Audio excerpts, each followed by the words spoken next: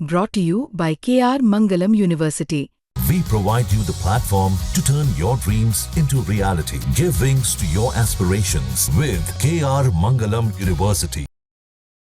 दुनिया भर में सबसे ज़्यादा प्रदूषित शहरों में शुमार फरीदाबाद और गुड़गांव को प्रदूषण से राहत दिलाने के लिए हरियाणा सरकार एक प्रोग्राम ला रही है। और क्या है ये पूरा प्रोग्राम, किस तरह से काम करेगा, कब तक ये शुरू होगा, इस बारे में ज़्यादा जानकारी देने के लिए हमारे साथ मौजूद हैं हरियाणा सरकार के urban local body minister Vipul Goyal जी। मंत्री जी, क्या है ये पूरा प्रोग्राम जिस पर आप काम कर रहे हैं? ये जो कूड़े से हरित कोयला बनाना, ये अपने आप में टेक्नोलॉजी पूर्ण रूप से भारतीय है और मेक इन इंडिया का जो है बहुत ही सुंदर जो एक प्रारूप है, एक नमूना है। और पूरे विश्व के अंदर हम लोग अग्रणी रहेंगे जब ये संयंत्र लगकर तैयार हो जाएगा। और ऑलरेडी भी वाराणसी में मैं देखा हूँ, वहाँ पर लगकर तैयार हो गया, प्रोडक्शन शुरू हो गया है और हरित कोल उसके अंदर से बनकर निकल रहा है, जो कि फर्नेस के अंदर जो हमारे जितने भी बिजली के संयंत्र हैं उनके अंदर जलेगा।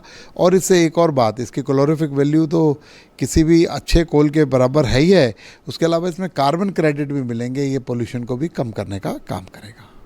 अच्छा, अगर आप इसको विस्तार से बताएं, किस तरह से प्रोडक्शन होगी, किस तरह से, क्या इसके लिए कोई यंत्र मतलब कोई प्रोडक्शन यूनिट लगेंगे, कहाँ कहाँ लगेंगे हरियाणा में, उस बारे में थोड़ा बताएं। इसके लिए अभी हमने एमओयू फरीदाबाद और गुरुग्राम के लिए क्या एक पूरा बड़ा यूनिट लगेगा और इसकी जो लागत है एक संयंत्र की 250 से 300 करोड़ रुपए के बीच में आएगी, फरीदाबाद के अलग, गुरुग्राम के अलग।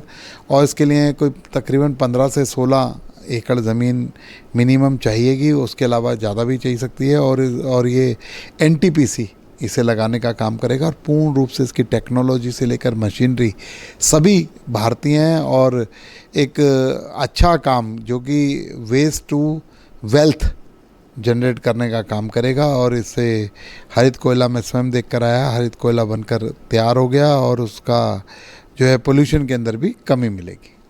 अच्छा, कितना समय इन यूनिट्स को बनने में लगेगा और उसका जो बेसिक जो रॉ मटेरियल होगा वो क्या होगा?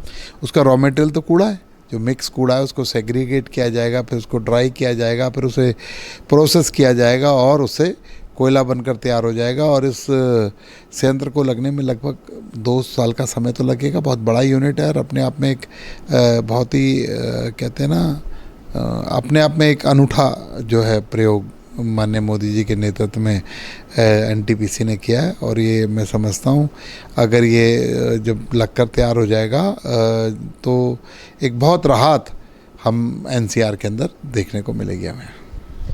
जिस तरह से बंधवाड़ी एक चुनौती बना हुआ है प्रदेश के लिए, फरीदाबाद और गुड़गांव दोनों का कूड़ा वहाँ जाता है, तो क्या सिर्फ ये ग्रीन वेस्ट इसमें शामिल होगा या जो बाकी प्लास्टिक और जो बाकी चीज़ें हैं वो भी इसमें यूज़ हो पाएंगी? इस संयंत्र के अंदर चाहे हॉर्टिकल्चर का ग्रीन वेस्ट हो, चाहे मिक्स कूड़ा हो, चाहे पॉलीथीन हो, चाहे आपकी ये एल्युमिनियम की केन्स हों, सब लोगों को अलग, सब चीज़ों को अलग अलग करके जो जहाँ जहाँ प्रयोग में आ सकेगी उनको वहाँ भेजा जाएगा।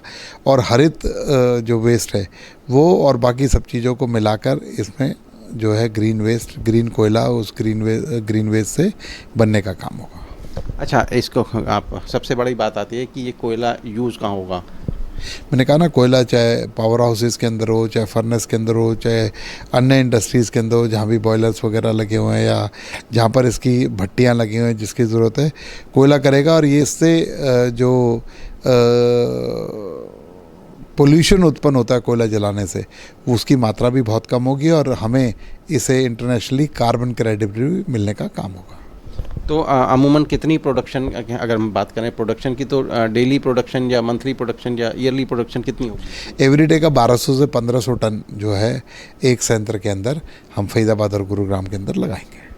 तो अगर इंडस्ट्री की बात करें तो यहाँ तो इंडस्ट्री बहुत ज़्यादा है, तो उसके लिए तो शायद ये कुछ 2-4% ही होगा, क्योंकि जितना कोयला या बाकी फ्यूल जो पोल्यूटिंग फ्यूल यूज़ हो रहे हैं यहाँ पर।